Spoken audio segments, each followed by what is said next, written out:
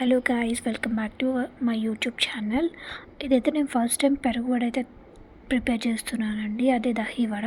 So నేను total 5 pieces అనుకుంటున్నాను. So దానికి రిలేటెడ్గా 2 గ్లాసెస్ వాటర్లో సాల్ట్ అండ్ పెరుగు వేసుకొని మంచిగా మిక్స్ చేసుకోవాలి.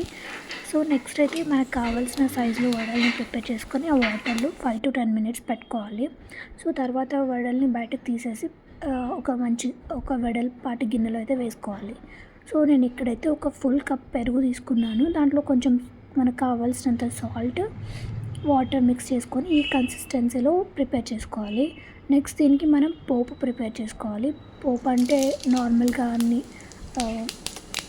మనం ఎలా తిరువాత వేస్తామో అలా అండి.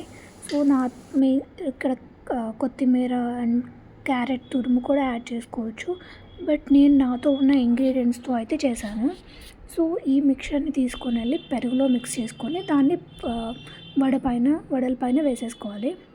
సో దీన్ని ఒక హాఫ్ అన్ అవర్ అట్లా ఫ్రిడ్జ్లో పెట్టేసుకున్నామంటే కానీ సర్వ్ చేసుకుంటే చాలా టేస్ట్ అయితే ఉంటుంది. ఎందుకంటే వడకి మంచిగా సాల్ట్ అంతా పడుతుంది, టేస్ట్ సూపర్ ఉంటుంది. ఇది ఫస్ట్ టైం నేను ప్రిపేర్ చేస్తున్నానండి. నాకైతే చాలా మంచిగా అనిపించింది టేస్ట్ కానీ అంతా. సో అంతే అండి ఈ వీడియో. మీకు నా వీడియో నచ్చినట్టయితే ప్లీజ్ లైక్ చేయండి, షేర్ చేయండి, subscribe to my channel. Thanks for watching.